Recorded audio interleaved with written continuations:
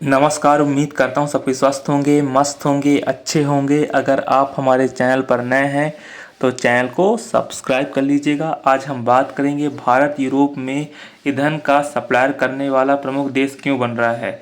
जब कोरोना महामारी के दौरान यूरोप की ऑयल रिफाइनरी के बंद होने के बाद जो रूस और यूक्रेन युद्ध से भारत को यूरोप में ईंधन सप्लाई का मौका मिला था।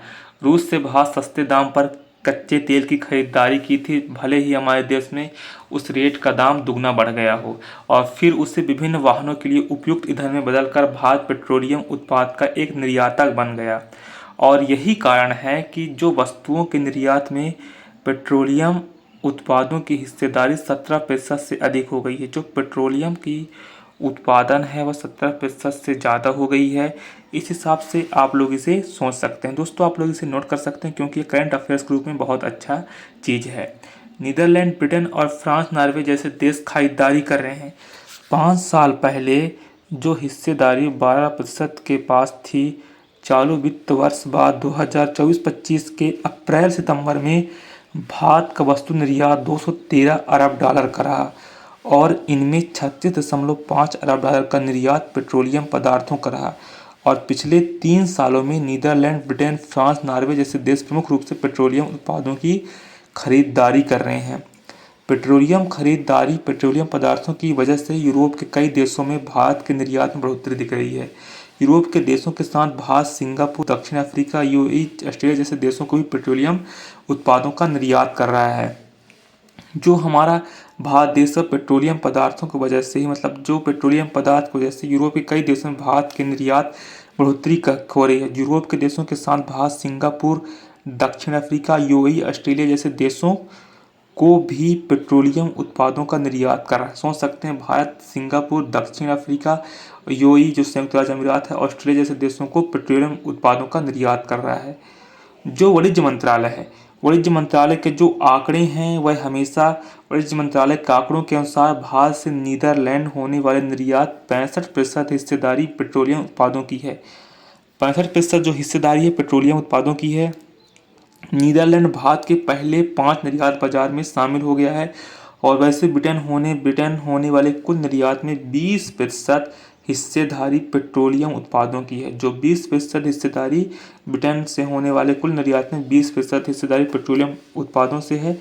और चालू वित्त वर्ष 2024-25 के अप्रैल जुलाई में ऑटोमोटिव डीजल फ्यूल का फ्रांस होने वाले निर्यात में 883% की बढ़ोतरी हुई है। आप तो सोच सकते हैं 883% की बढ़ोतरी हुई है अप्रैल जुलाई में ऑटोमोटिव डीजल फ्यूल का फ्रांस से होने वाले निर्यात में 883% की बढ़ोतरी हुई है।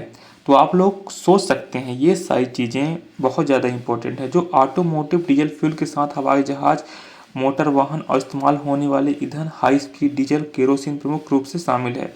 जो 2018-19 में भारत ने यूरोप में 5.9 अरब डॉलर के पेट्रोलियम उत्पादों का निर्यात किया था, जो पिछले वित्त वर्ष 20 अरब डॉलर को पार कर गया। और विभिन्न वैश्विक एजेंसियों के मुताबिक यूरोप में होने वाले कुल पेट्रोलियम आयात में भारत की हिस्सेदारी 12% है, और अमेरिका और सऊदी अरब की हिस्सेदारी 21 और 17% है।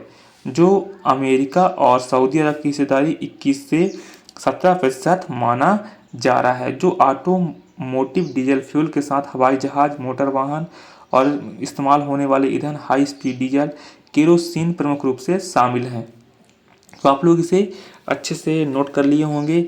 और साथ में रूस यूक्रेन युद्ध के बाद रूस पर अमेरिका व प्रमुख यूरोपीय देशों की पाबंदी के बाद भारत रूस से सस्ते दाम पर कच्चे तेल का बड़ा खरीदार बन गया। और कच्चे तेल की खरीदारी के लिए सऊदी अरब, यूएई, इराक जैसे देशों पर निर्भर भारत अब लगभग 40% कच्चे तेल खरीदारी रूस से कर रहा है।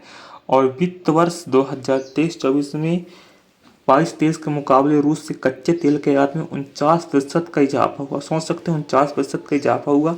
और चालू वित्त वर्ष 2024 से 25 में अप्रैल जुलाई के दौरान रूस से होने वाले कच्चे तेल के आयात में 26% की बढ़ोतरी हुई। सोच सकते हैं आप 26% की बढ़ोतरी हुई थी। और वित्त वर्ष 2023-24 में 49% का इजाफा हुआ है। दोस्तों, उम्मीद करता हूँ वीडियो आपको पसंद आई होगी, ना भी आई होगी तो आप लोग एक फ्रेंड कर लीजिएगा। धन्यवाद, टेक केयर, जय हिंद, जय भारत। 2024 सिर्फ आपका है, 2 महीने हैं। आप किसी भी एग्जाम की तैयारी कर रहे हो, आपको all the best of hard work फोड़ दीजिए 2024 को। Thank you so much. जय हिंद, जय भारत।